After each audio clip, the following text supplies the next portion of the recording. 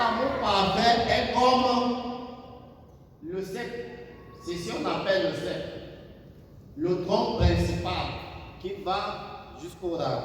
Ça va jusqu'aux racines. Maintenant, ce qui s'approche ici, ce sont les amants. On appelle ça les amants ou les branches, de quelque sorte. Maintenant, il y a ici une branche principale du milieu. Alléluia. Amen. Il y a ici, dans le septi, il y a une branche principale qui va jusqu'à aller tout droit. C'est ça qui allonge l'arbre. Alors que ces branches se grossissent et ça s'éparpille. Mais il y a une branche principale ici. C'est d'ici là, jusqu'à sa monte, le tronc-ci, jusqu'à sa monte. C'est ce que l'homme de Dieu nous appelle un seul amour parfait. Maintenant, qu'est-ce qui se passe? Quand tu nais avec ce seul amour parfait qu'on appelle la charité. Pourquoi naître avec?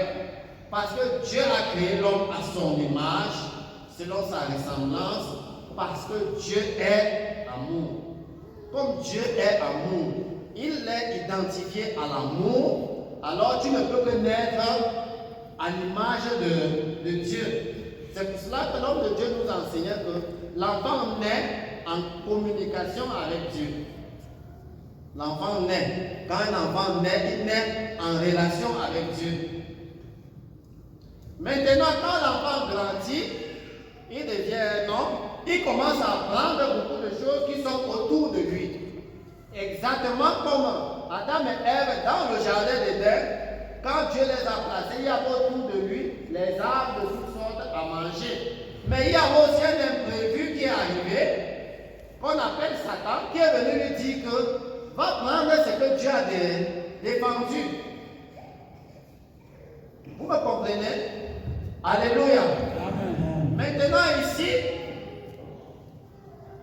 les branches-ci peuvent être des éléments nuisibles au tronc principal qui constitue l'amour parfait.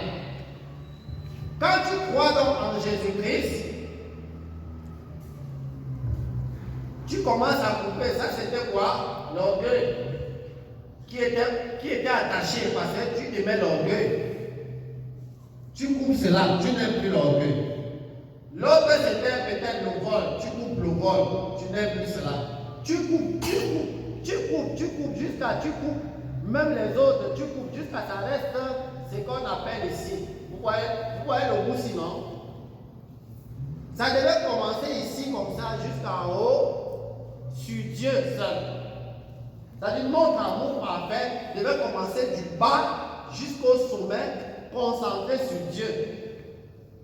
Et maintenant, c'est par Dieu, c'est par cet amour parfait envers Dieu que tu peux aimer. Et j'aime la vie ici. Nous disons souvent ça, non? J'aime moi beaucoup manger le cuir. J'aime moi beaucoup le bonbon.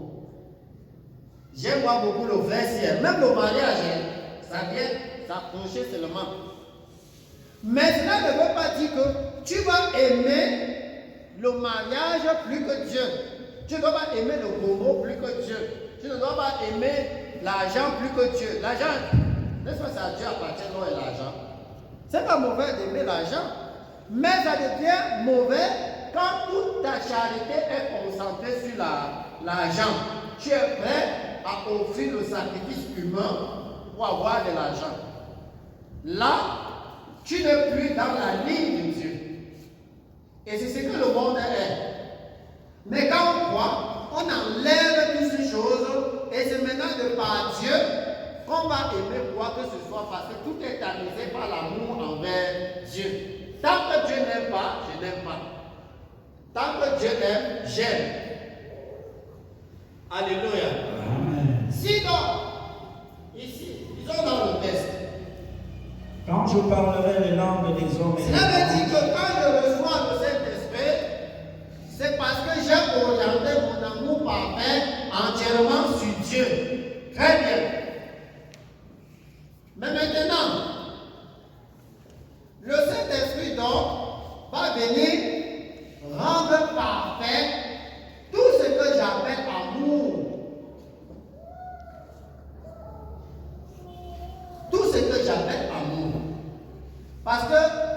En réalité, l'homme pécheur ne connaît pas aimer.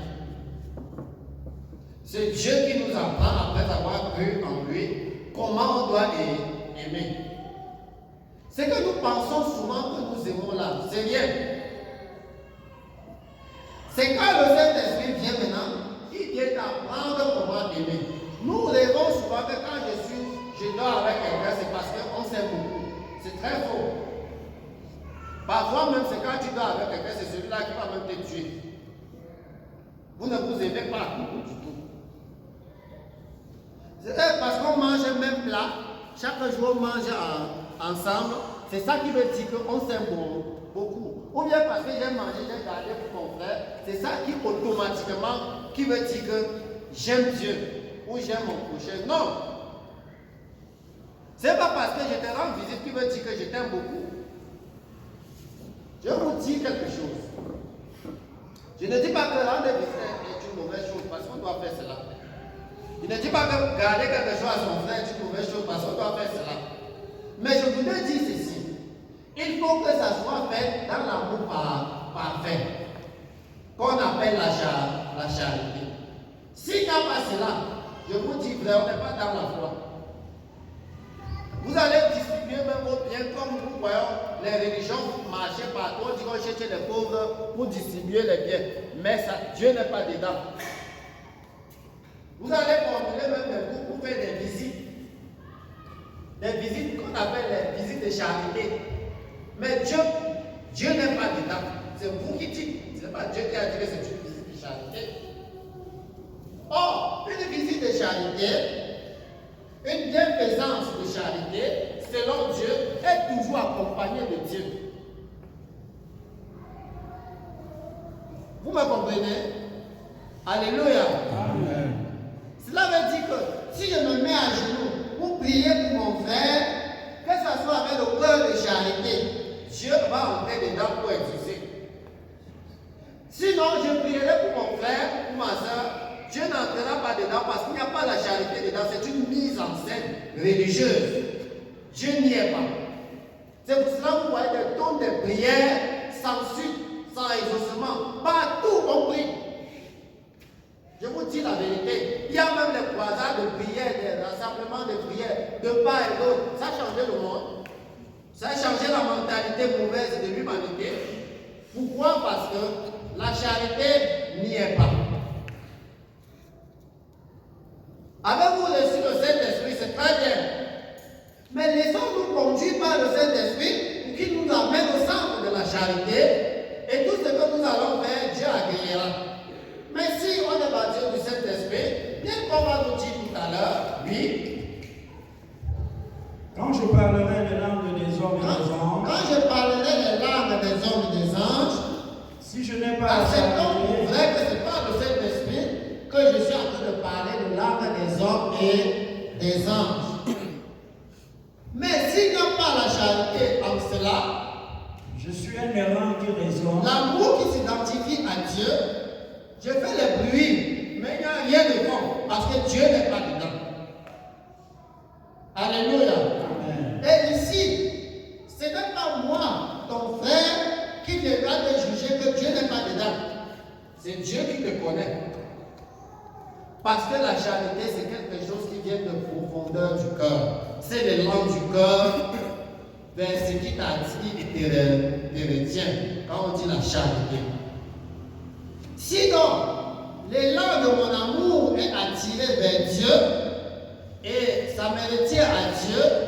Par conséquent, donc, quand je parlerai en d'autres langues, Dieu exaucera ma prière parce que ma prière est sur les bonnes bases. Ce n'est pas Dieu que je prie.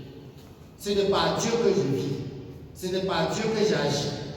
Même quand je prêcherai ainsi et que je prêche, il n'y a pas la charité en moi. Il y a quelqu'un ici que je hais, ma prédication n'est rien. Qu'est-ce que ça veut dire? Ça veut dire que ça peut vous aider parce que c'est la vérité. Mais moi-même, ça ne m'aide pas devant Dieu. À cause de mon état de cœur sans charité. Mais comprenez-vous? Alléluia. Amen. Donc nous devons faire très attention. Même nous les parents. Il y a beaucoup de parents qui disent qu'ils aiment leurs enfants. tes enfants pas à la manière que Dieu veut, ça que tu ne les aimes pas. Paye même les cahiers, paye même quoi, fais même tout, fais même tout. Tu es seulement en train de cultiver là où tu cherches à récolter tes dons. C'est l'amour par intérêt. Alléluia. Comprenez? Beaucoup de parents manifestent leur amour envers les enfants par intérêt. Ce n'est pas parce qu'ils aiment vraiment les enfants comme Dieu aime.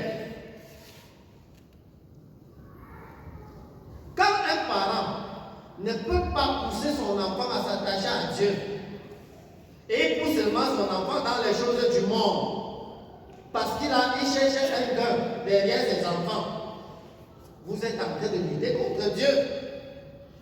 Parce que celui-là, l'enfant là, c'est pour Dieu. C'est la créature de Dieu. Comme toi aussi. Ça veut dire que le cœur d'un bon parent charitable qui a l'amour parfait de Dieu en lui, il doit rechercher seulement que mon enfant s'il doit être la gloire de Dieu. En toute chose, qu'il fréquente ou qu'il aille n'importe où, que ce soit la gloire de Dieu. Par conséquent, non, il doit être premièrement attaché à Dieu avant toute autre chose. C'est ça, donc, le secret de la réussite pour nos enfants. Mais si on n'a pas cet amour parfait envers Dieu, nous serons incapables d'inculquer cela sur nos enfants. Et nous échouons donc dans la vie chrétienne et même dans la vie sociale. Et nous allons regretter, mais nous sommes cause de tout cela. Donc nous devons donc faire attention. Quand on parle de la charité, c'est trop grand et c'est trop profond. Comprendre la charité qui s'identifie à l'amour de Dieu, qui s'identifie à Dieu lui-même, ça veut dire que tu es en train de comprendre Dieu. Ça veut dire que Dieu est en train de parler, tu le comprends. Beaucoup dans le monde, comme vous voyez dans le monde, on parle de la charité, de la charité. Beaucoup ne comprennent pas ce que c'est que la charité de fond. Beaucoup ne comprennent pas. Y compris même les prédicateurs. En fait, c'est un prédicateur. Donc, étudiants sont tellement méticuleux pour dénicher la compréhension de cet amour qu'on appelle la charité dans les Saintes Écritures. Et là, toi-même, tu vas commencer à voir l'humanité autrement. Et commencer à comprendre vraiment que Dieu est juste. Dieu est juste quand l'humanité souffre de certaines choses. Quand l'humanité est devant certaines épreuves, c'est que Dieu est juste. Donc tu vas commencer à réaliser que je croyais que vraiment les gens s'y servent. Il n'y a rien de fort.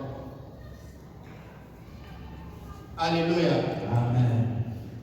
Si donc je parle la langue des hommes et des anges, c'est un enseignement qui est tellement grand qu'on ne peut pas. On va seulement voir le peu qu'on est en train de voir, que le Seigneur veut que nous voyons ce soir. Il dit, j'ai été baptisé du Saint-Esprit, et je parle même les langues des anges et les langues des hommes. Je n'ai pas la charité. Je suis un errant qui résonne. C'est comme un tonneau vide. Ou une cymbale qui retentit. Alléluia. Amen. Pourquoi avoir le Saint-Esprit?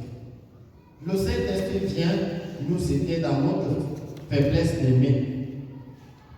Parce que nous sommes confrontés aux obstacles des sentiments charnels, des désirs charnels.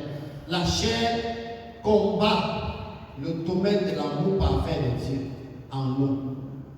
Et le Saint-Esprit vient donc pour nous aider. C'est pour cela qu'on appelle aussi l'esprit le fruit de l'esprit, c'est l'amour.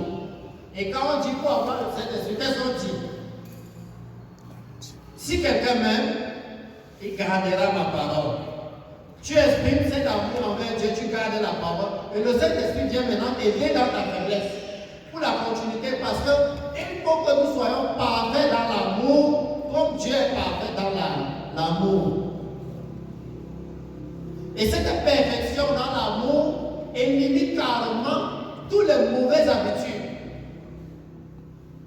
Pensez-vous qu'un homme, un frère ou une sœur en Christ, qui ne peut pas pousser vers Dieu.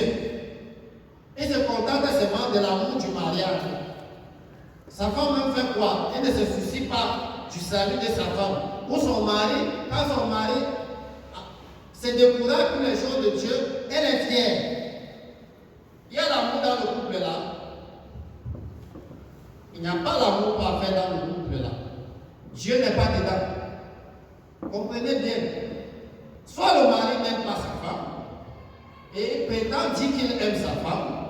Soit la femme n'aime pas son mari, et elle prétend dire qu'elle aime son mari. Mais si l'un ou l'autre ont l'amour parfait en eux, vous verrez une jalousie de Dieu dans leur cœur qui contrôle, chacun se contrôle, chacun contrôle l'autre. Parce que chacun ne doit pas enfreindre la loi de Dieu. Oh, qu'est-ce que nous voyons? Si ton mari même pas volé, il apporte la nourriture à la maison, tu es très content. Si même la femme a seulement volé la poule du voisin avant de préparer, tu es content pour demander le gésier. Ce n'est pas ça. Ce n'est pas ça l'amour parfait, la charité dont on parle là. Alléluia. Amen. Oui. Et quand j'aurai le don de prophétie, la science de tous les mystères et de toute la connaissance. Si j'ai toute la science, toute la connaissance de la parole de Dieu, j'ai le don de prophétie. Oui. Quand j'aurai même toute la foi jusqu'à transporter les montagnes. Et quand j'opère les miracles, je transporte les montagnes. Si je n'ai pas la charité, au fond il n'y a pas la charité, je ne suis rien. Alléluia. Amen. Quand nous allons dissimuler notre haine, travailler, en prétendant nous aimons, le feu des épreuves de la vie révélera notre vraie identité. Et on nous trouvera des chrétiens menteurs. Qu'est-ce que ça veut dire? Ça veut dire que quand nous sommes ici comme ça, alléluia. Amen. C'est pas facile que maintenant là, qui veut taper un coup de poing sur quelqu'un? C'est facile. Si on te dit la paix, lève-toi. Tu tapes un coup de poing, en paix. Tu vas le faire. Hein? Pourquoi? Parce qu'il n'y a pas de problème, non? S'il y a un problème, entre là maintenant. C'est là qu'on va voir si on est vrai dans l'amour, non? C'est pour cela que les épreuves y sont. Parce qu'il faut que chacun soit reconnu comme un tel.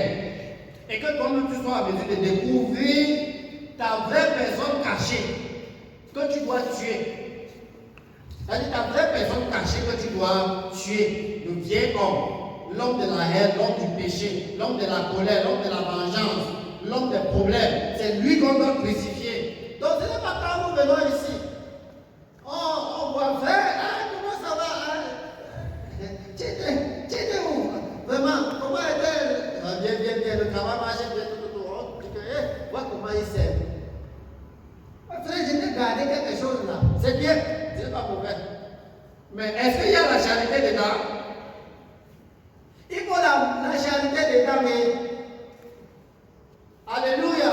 Amen. Nous chantons pour Dieu, il faut que la charité soit dedans. Nous dansons pour Dieu, il faut que la charité soit dedans. Et si la charité de Dieu est dedans, tout devient pur, tout devient bon, tout devient agréable devant Dieu, tout devient bénissable. Ça attire la grâce, ça attire la joie, la vraie joie maintenant. Ce n'est plus la joie de l'amour charnel. Non, c'est maintenant le vrai. Parce que quand Dieu est dedans, c'est le paradis qui est dedans. C'est pour cela qu'au ciel, oh, le temps fait défaut. Alléluia. Amen. Au ciel, voici ce qui va rester. Je suis obligé de chuter. Va au verset 13. Car si Dieu nous accorde grâce, on deviendra un autre jour. Maintenant donc, Maintenant donc, ces trois choses demeurent. voici ce qui reste à la fin. À à la fin, ce qui va rester. La foi, Il y a la foi, l'espérance, la charité. la charité, les trois là. Pourquoi il y a la foi? Parce que nous persévérons encore quand on a déjà cru et que nous continuons la marche dans la charité, alors nous gardons la foi. Nous gardons l'espérance de la vie éternelle. Et nous gardons cette charité en nous. Parce que la lutte, c'est que la charité ne soit pas.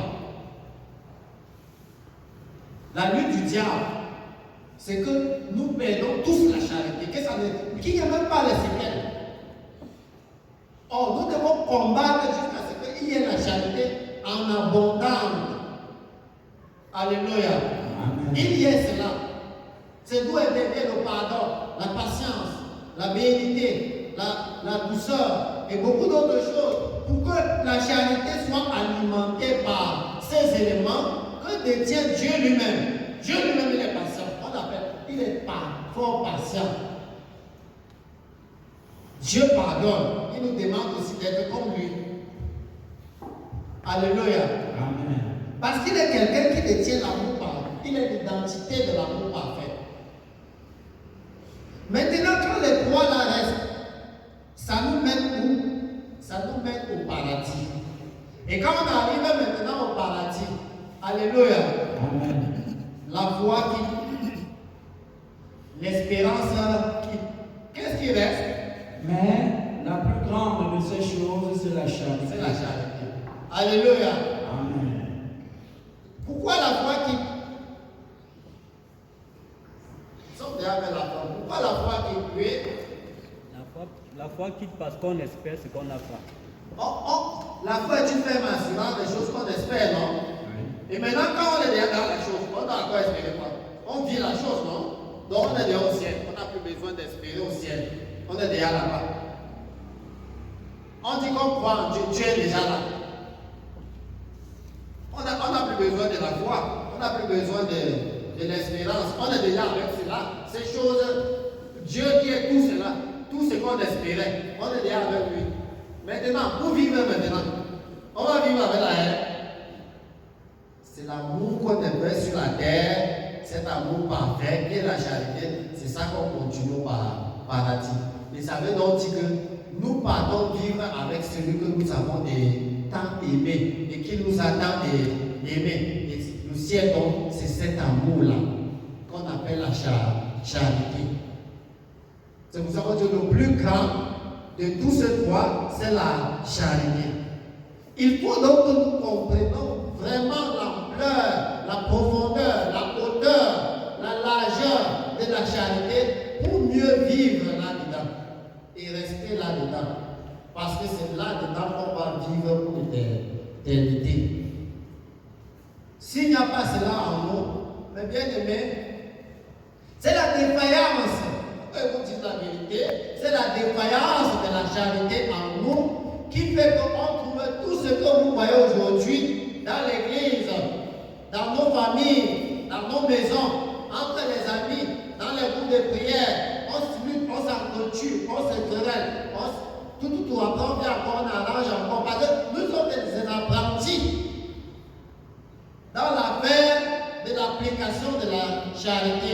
Mais luttons et prenons à cœur la parole de la vérité que le Saint-Esprit nous donne et perfectionnons-nous pour éliminer tout cet art en nous pour que nous soyons parfaits en charité comme Dieu lui-même est parfait en amour parfait. Alléluia. Amen. Dieu lui-même il est parfait en charité. Si nous faisons cela, je vous dis vrai, nous croiserons les bénédictions de Dieu en nous. Et c'est ça qu'un chrétien. Que le Seigneur nous bénisse par sa parole.